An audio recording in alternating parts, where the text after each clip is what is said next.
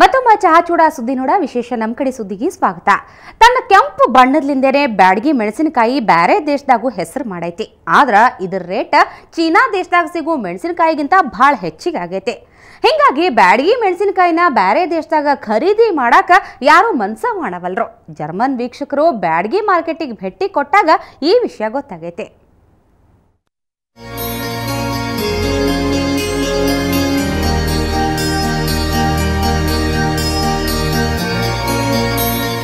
ಬ್ಯಾಡಗಿ ಅನ್ನೋ ಹೆಸರು ಕೇಳಿದ್ರೆ ಸಾಕು ಮೆಣಸಿನಕಾಯಿಗೆ ಭಾಳ ಫೇಮಸ್ ಆಗಿರೋ ಪಟ್ಟಣ ಅಂತ ಗೊತ್ತಾಗ್ತೈತಿ.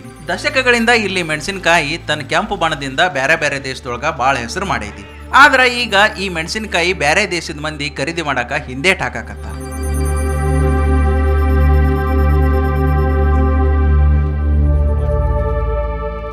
ಜರ್ಮನ್ ದೇಶದ ಹ್ಯಾಂಡ್ವಿಲ್ಲಾ ಕಂಪ್ನಿ ಮಂದಿ ಬ್ಯಾಡಗಿ ಮಾರ್ಕೆಟ್ಗೆ ಭೇಟಿ ಮಾಡಿತ್ತ. ಮೆಣಸಿನಕಾಯಿ ಮತ್ತು ಮಾರ್ಕೆಟ್ ನೋಡಿ ಆತಂಕ ವ್ಯಕ್ತಪಡಿಸಾರ. ಯಾಕಂದ್ರೆ ಚೀನಾ ದೇಶದಾಗ ಸಿಗೋ ಮೆಣಸಿನಕಾಯಿ ಒಂದು ಕೆಜಿಗೆ 80 ರೂಪಾಯಿ ಅಂತ. ಆದ್ರೆ ಈ ಬ್ಯಾಡಗಿ ಮೆಣಸಿನಕಾಯಿ ಕೆಜಿಗೆ 130 ರೂಪಾಯಿ ಅದ. ಭಾಳ ದುಬಾರಿ ಆಗಿರೋದ್ರಿಂದ ಇದನ್ನು ಖರೀದಿ ಮಾಡಾಕ ಹಿಂದೆ ಮುಂದೆ ನೋಡಾಕತ್ತಾರ. We are using the chilies as an extract, as a paprika extract for the food industry, for the color industry, food color industry. So this is also companies like Nestle, like Unilever, who are using good quality material and looking for this. Beary Beary ದೇಶದಾಗ ಬ್ಯಾಡಗಿ ಮೆಣಸಿನಕಾಯಿಗೆ ಭಾರಿ demand ಐತಿ. ಇನ್ನರ ಸರ್ಕಾರ ಎಚ್ಚೆತ್ಕೊಳ್ಬೇಕು. ರೈತರಿಗೆ ಮಾಹಿತಿ ಕೊಟ್ಟು ಒಳ್ಳೆ ಗುಣಮಟ್ಟದ ಬೀಜ ಕೊಟ್ಟು ಮೆಣಸಿನಕಾಯಿ ಬೆಳೆಯಕ ಉತ್ತೇಜನ ಕೊಟ್ಟಿಲ್ಲ ಅಂದ್ರ ಬ್ಯಾಡಗಿ ಮೆಣಸಿನಕಾಯಿ ಕಣ್ಮರೆ ಆಗ್ತೈತೆ ಅಂತ ರೈತರು ಆತಂಕ ಪಟ್ಟಾರ. ಇದರೊಳಗೆ ಏನಾಗ್ತಾಯಿದೆ ಅಂದರೆ ಈಗ ಹೈಬ್ರಿಡ್ ವೆರೈಟಿಗಳು ಬೇರೆ ಬೇರೆ ಹೈಬ್ರಿಡ್ ವೆರೈಟಿಗಳು ಬಂದವು. ಅದಕ್ಕೂ ನಮ್ಮ ಬ್ಯಾಡಗಿ ಮೆಣಸಿನಕಾಯಿಗೆ ಯಾವುದೇ ರೀತಿಯಾಗಿ ಯಾವತ್ತಿಗೂ ಸಂಬಂಧ ಇಲ್ಲದಿರುವಂಥ ಒಂದು ಪರಿಸ್ಥಿತಿ ಇದೆ. ಆಮೇಲೆ ಗುಣಮಟ್ಟದ ಬೀಜಗಳು ಸಿಗ್ತಾ ಇಲ್ಲ. ಇದನ್ನು ಅದು ಕೇಳಿದ್ರೆ ಅವ್ರು ಯಾಕೆ ಇದು ಕಡಿಮೆ ಆಯಿತು, ಬೇರೆ ಭಾಗದೊಳಗೆ ಬೆಳಿತಾರ, ಚೈನಾದಾಗ ಬೆಳಿತಾರ, ಅದು ಬೇರೆ ವಿಷಯ. ನಮ್ಮ ಭಾಗದೊಳಗೆ ನೀವು ಯಾಕೆ ಬೆಳೆಯವಲ್ರಿ ಇಲ್ಲಿ? ವಿದೇಶದಾಗ ಬೇಡಿಕೆ ಐತಿ, ಆದ್ರೆ ಮಾರಾಟ ಮಾಡೋಕೆ ಆಗ್ತಿಲ್ಲ. ಇದಕ್ಕೆಲ್ಲ ಕಾರಣ ದುಬಾರಿಯಾಗಿರೋ ರೇಟ್. ಇದ್ರ ಬಗ್ಗೆ ಸರ್ಕಾರ ಈಗಲಾದರೂ ಗಮನ ಹರಿಸಬೇಕಾಗೈತಿ. ಕ್ಯಾಮರಾಮನ್ ರಾಜು ಜೊತೆ ಸುರೇಶ್, ಸುವರ್ಣ ಸುದ್ದಿವಾಹಿನಿ, ಹಾವೇರಿ. ಧಾರವಾಡ ಜಿಲ್ಲಾದಾಗ ಸಾಕಷ್ಟು ಅಕ್ರಮ ಕಲ್ಲು ಗಣಿಗಾರಿಕೆ ನಡೀತೈತಿ. ಜಿಲ್ಲಾಡಳಿತನೂ ಅದ್ರಾಗ ಶಾಮೀಲಾಗೈತಿ ಅನ್ನೋ ಆರೋಪ ಕೇಳಿಬಂದೈತಿ. ಅಕ್ರಮಕ್ಕೆ ಲಗಾಮ್ ಹಾಕಕ್ಕ ಗವರ್ನರ್ ಆದೇಶ ಕೊಟ್ಟರು ಜಿಲ್ಲಾಡಳಿತ ನಿರ್ಲಕ್ಷ್ಯ ಮಾಡೈತಿ.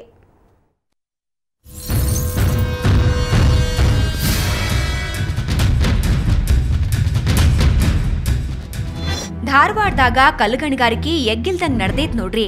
ಜಿಲ್ಲಾದಾಗ ಸುಮಾರು 300ಕ್ಕಿಂತ ಹೆಚ್ಚು ಕಡೆ ಕಲ್ಲುಗಣಿಗಾರಿಕೆ ನಡೆದೈತಿ. ಇದ್ರಾಗ ಬಹಳಷ್ಟು ಕಡೆ ಪರ್ಮಿಷನ್ ಇಲ್ಲದ ಗಣಿಗಾರಿಕೆ ನಡೆದೈತಿ ಅನ್ನೋ ಆರೋಪ ಐತಿ. ಜನವರಿ 6ನೇ ತಾರೀಕಿನೊಳಗ ಇದಕ್ಕೆಲ್ಲ ಮೂಗ್ದಾಣ ಹಾಕಿ ರಕ್ಷಣಾ ವಲಯ ಮಾಡ್ರಿ ಅಂತ ರಾಜ್ಯಪಾಲರು ಆದೇಶ ಕೊಟ್ಟಿದ್ರ. ಇದನ್ನ ಪಾಲಿಸೋದ್ರಾಗ ಜಿಲ್ಲಾಡಳಿತ ಸಕ್ಸಸ್ ಆಗಿಲ್ಲ. ಹಿಂಗಾಗಿ ಅಧಿಕಾರಿ ಮಂದಿನೂ ಇದ್ರಾಗ ಶಾಮೀಲಾಗೈತಿ ಅನ್ನೋ ಆರೋಪ ಕೇಳಿಬಂದೈತಿ. ಕಲ್ಲುಗಣಿ ಮಾಲಕರು ಸಹಿತ ಈ ಕಡೆ ಗಮನ ಕೊಡ್ತಾ ಇಲ್ಲ. ಅವ್ರು ಯಾರು ಸತ್ರೇನು ಬಿಟ್ರೆ ತಮ್ಮದೊಂದು ವ್ಯವಹಾರವನ್ನು ಮಾತ್ರ ಅವ್ರು ನೋಡ್ತಾ ಇದ್ದಾರೆ. ಆ ಕಾರಣ ಜಿಲ್ಲಾಡಳಿತ ಇದಕ್ಕೆ ಎಚ್ಚೆತ್ತು ಜನಸಾಮಾನ್ಯ ತೊಂದರೆ ಆಗದ ರೀತಿಯೊಳಗೆ ಇವತ್ತೇನು ಸುಪ್ರೀಂ ಕೋರ್ಟ್ ಇವತ್ತು ಆದೇಶ ಮಾಡೈತಿ, ಆದೇಶವನ್ನ ನೀವು ಜಾರಿಗೆ ತರ್ತೀರಿ. ಕಲ್ಲುಗಣಿಗಾರಿಕೆಯಿಂದ ಸಾಕಷ್ಟು ಅನಾನುಕೂಲ ಆಗಾಕತ್ತೈತಿ. ಧೂಳು ಹೆಚ್ಚಾಗಿ ಬೆಳೆಗಳು ಹಾಳಾಗಕತ್ತಾವು. ಇದರಿಂದಾಗಿ ಜಾನುವಾರುಗಳಿಗೂ ಕಾಯಿಲೆ ಹೆಚ್ಚಾಗಿರೋದು ಕೂಡ ಕಂಡು ಬಂದೈತಿ. ಜನರ ಆರೋಗ್ಯದ ಮ್ಯಾಲೂ ಪರಿಣಾಮ ಬೀರೈತಿ. ಈ ಅವಾಂತರಕ್ಕ ಬ್ರೇಕ್ ಹಾಕ್ಬೇಕಂತ ಒಂದಿಷ್ಟು ರೂಲ್ಸ್ ಮಾಡ್ಯಾರ. ಗಣಿಗಾರಿಕೆ ಸ್ಥಳ ವಸತಿ ಪ್ರದೇಶದಿಂದ 4 ಕಿಲೋಮೀಟರ್, ಕೃಷಿ ಪ್ರದೇಶದಿಂದ 2 ಕಿಲೋಮೀಟರ್ ದೂರ ಇರಬೇಕ. ಈ ರೂಲ್ಸ್ ಜಾರಿ ಮಾಡಾಕ ಧಾರವಾಡದಾಗ ಮಾಲಿನ್ಯ ನಿಯಂತ್ರಣ ಮಂಡಳಿ ಅಧಿಕಾರಿ ಮಂದಿಗೆ ಸಾಧ್ಯ ಆಗಿಲ್ಲ. ಮೇನ್ ತೊಂದರೆ ಆಗ್ತಾ ಇದೆ ಅಂದರೆ ಗಣಿ ಮತ್ತು ಭೂ ವಿಜ್ಞಾನ ಇಲಾಖೆ ಮತ್ತು ನಮ್ಮ ಇಲಾಖೆ ಮತ್ತು ಕಂದಾಯ ಇಲಾಖೆ ನಾವು ಮಾಡಿದಾಗ ಜಾಗ ಲಂಸಮ್ ಅಂತ ಹೇಳ್ತಲ್ಲ, ಅದು ಸಿಗ್ತಾ ಇಲ್ಲ. ಅಲ್ಲೂ ಸ್ವಲ್ಪ ಲ್ಯಾಂಡು, ಈ ಗ್ರಾಮದಲ್ಲಿ ಒಂದು ಸ್ವಲ್ಪ ಲ್ಯಾಂಡು, ಇಲ್ಲ ಗ್ರಾಮದಲ್ಲಿ ಸ್ವಲ್ಪ ಲ್ಯಾಂಡು, ಕಂದಾಯ ಲ್ಯಾಂಡ್ ಸಿಗ್ತಾ ಇದೆ.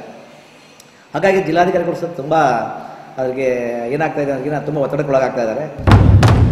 ಇವ್ರು ಹೇಳೋದ್ ನೋಡಿದ್ರ ಗಣಿ ಮಾಫಿಯಾಕ ಇವರು ಶಾಮೀಲಾಗ್ಯಾರೇನೋ ಅನ್ನೋ ಸಂಶಯ ಬರ್ತೈತಿ. ಒಟ್ನಾಗ ಗಣಿಗಾರಿಕೆಯಿಂದ ಜನರಿಗಂತೂ ಬಹಳ ತೊಂದರೆ ಆಗೈತಿ. ಇನ್ನಾದ್ರೂ ಜಿಲ್ಲಾಡಳಿತ ಎಚ್ಚರಾಕೈತೋ ಇಲ್ಲೋ ಕಾದ್ ನೋಡ್ಬೇಕ.